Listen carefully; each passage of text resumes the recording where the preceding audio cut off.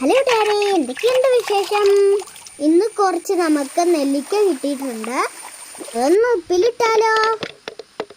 ആദ്യം ഇങ്ങനത്തെ ഒരു ജാർ എടുത്ത് അതിനകത്തോട്ട് നെല്ലിക്ക ഇട്ടേ കാന്താരിയും കല്ലുപ്പും ഇട്ട് കൊടുക്കാം. ഇങ്ങനെ ഒരു ആഴ്ച വെച്ച് കഴിയുമ്പോൾ നല്ല ടേസ്റ്റാ ഓരോ നെല്ലിക്കയും കഴിക്കാൻ. ഈ വീഡിയോ കാണുന്ന എല്ലാവരും ലൈക്ക് ചെയ്യണം, സപ്പോർട്ട് ചെയ്യണം.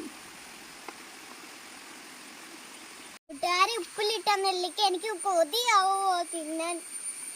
2-3 ദിവസം കഴിഞ്ഞിട്ട് എടുത്താൽ നല്ല ടേസ്റ്റാ. ഇപ്പോഴേ തന്നെ നല്ല തിന്നുക.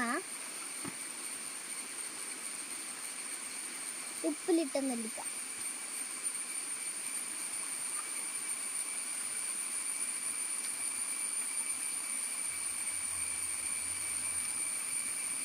സൂപ്പർ.